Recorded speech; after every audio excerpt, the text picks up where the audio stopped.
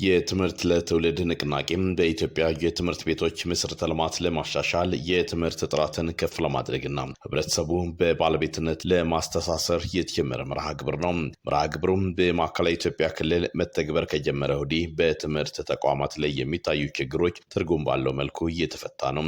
የክልሉ ትምህርት ቢሮ የ2019 ዓመተ ምህረት የትምህርት ለትውልድ ንቅናቄ ማስጀመሪያ መርሃ ግብር ሲያካሂድ የማዕከላዊ ኢትዮጵያ ክልል ምክትል ርዕሰ መስተዳድር የማህበራዊ ክላስተር አስተባባሪና የትምህርት ቢሮ ኃላፊው አቶ አንተነህ ፍቃዱ እንዳሉት በ2018 ዓመተ ምህረት ቅድመ አንደኛ ደረጃ ትምህርት ቤት ለማስፋፋት ልዩ ትኩረት ተሰጥቶ ስለመሰራቱ አብራርተዋል። 2018 ትምህርት ዘመን ትኩረት የሰጠነው በጀት ዓመት ትኩረት የሰጠነው ቅድመ አንደኛ ላይ ነው። ኢኒሺዬቲቭም ቀርጸናል።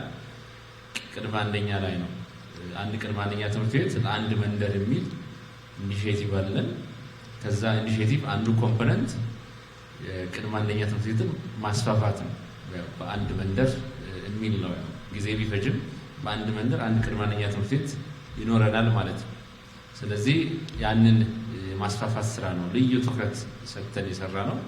በዛም ኦልሞስት ወደ 72 የቅድመ አንደኛ ትምህርት ቤት በ2018 መገንባት ችለናል። ከዛ ባሻገር ትኩረት መስጠት አለብን ያልነው የኮምፒውተር ላብ ማቋቋም የኮምፒውተር ላብ ማቋቋም ነው። ከዛ አንፃር ጥሩ ፕሮግረስ አድርገናል ማለት ይቻላል። እንደ ጅምር ሀብታችንን ለይተን ኮምፒውተር ላቦችን ለማደራጀት ጥረት አድርገናል። ያው በዛም ነው ወደ 61% ተማሪዎችን ኦንላይን ለመፈተን የቻልነው ማለት ነው። በእስካሁኑም በትምህርት ለትውልድ ንቅናቄ ከ4 ቢሊዮን ብር በላይ ገቢ መሰብሰቡን ምክትል ርዕሰ መስተዳድሩ ገልጿል። በአራተኛው ዙር የትምህርት ለትውልድ ንቅናቄ ከ2.1 ቢሊዮን ብር በላይ ለመሰብሰብ መታቀዱን ያነሱት ምክትል ርዕሰ መስተዳድሩ በንቅናቄው የልዩ ፍላጎትና የዲጂታል ኤጁኬሽን መሰረተ ልማት ማሟላት መካተት አስፈላጊ እንደሆነ ተናግረዋል። የትምህርት ለትውልድ የተቀመጡ አክቲቪቲዎች አሉ። ሁለት ነገር መካተት ያለበት፣ አንዱ የልዩ ፍላጎት ድጋፍ መስጫ ማዕከላት ማቋቋም፣ ሁለተኛ እዚህ ውስጥ ምን መግባት አለበት? የዲጂታል ኤጁኬሽን ኢኒሺዬቲቭ አካል የሆነው መሰረተ ልማት ማሟላት ኦር ኮምፒውተር ላብ ማቋቋም፣ እሱ ክሊርሊ መግባት አለበት። ሁለቱ ጉዳዮች መግባት አለባቸው፣ ከሚሰሩ ተግባራት ውስጥ መሆን አለባቸው። በክልሉም በትምህርት ለትውልድ ንቅናቄ የሚሰሩ ስራዎች በቅንጅት መስራት እንደሚገባቸው የክልሉ ትምህርት ቢሮ ምክትል ኃላፊና የትምህርት ልማት ዘርፍ ኃላፊው አቶ አስከብር ወልዴ ተናግረዋል። የትምህርት ለትውልድ ፕላን ሲደረግ ለ5 ዓመት ለአንድ ስትራቴጂክ ዓመት ነው ይቆያል ተብሎ ፕላን የተደረገው በወቅቱ ማለት ነው እና አሁን የትግበራ 4ኛ ዓመት ላይ ነው እየገባን ያለ ነው። ከቀጣይ ዓመት በኋላ የትምህርት ተቋማቶቻችን ያለባቸው መሰረታዊ የሚባሉ የመሰረተ ልማትና የግብዓት አቅርቦት ችግሮቻቸው ጨርሰን እንወጣለን የሚለው ነገር በሌላ በኩል ማሰብ ይፈልጋል። ስለዚህ እንደ አጠቃላይ የምንሰራው ስራ በጣም ፖቴንሻል አለን። ማህበረሰባችን በደንብ ካሳተፍ ነው የመንግስት የረጂ ድርጅቶች፣ ሌሎች የሚያግዙን ባለሀብቶች፣ የአልሙኒያ የመሳሰሉት በሙሉ አቀናጅተን ከሰራን መፈጸም እንደምንችል ብዙ ልምድ ያገኘንበት ነው።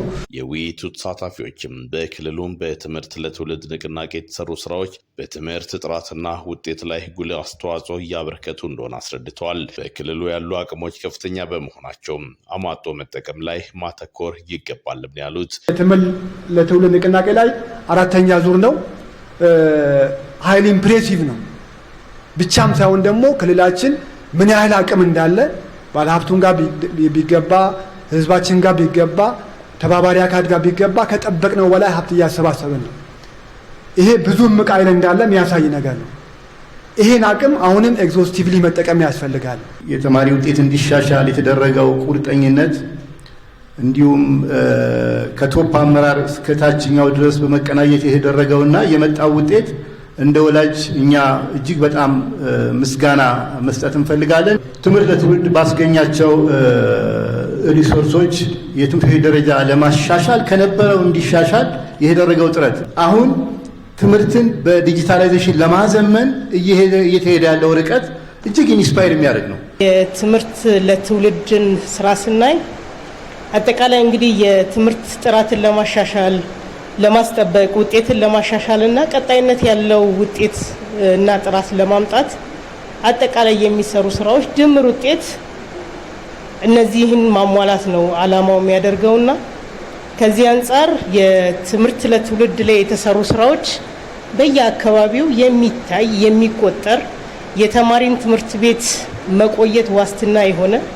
የተማሪን የመጻፍ የክፍል ጥምርታዎችን ጭምር ያሻሻሉ በርካታ ስራዎች ተሰርተዋል። ለትምህርት ለትውልድ ንቅናቄ ማህበረሰቡ እያደረገ ያለው ድጋፍ በትምህርት ቤት ግብዓት ማሟላት፣ በተማሪ ምገባ እንደዚሁም የትምህርት ቤቶችን ደረጃ በማሻሻል ረገድ ሚናው የላቀ እንደሆነ የገለጹት አቶ አንተነህ ይህ ተጠናክሮ እንዲቀጥል ባለድርሻ አካላት ተሳትፏቸውን እንዲያጠናክሩም ጥሪ አቅርበዋል።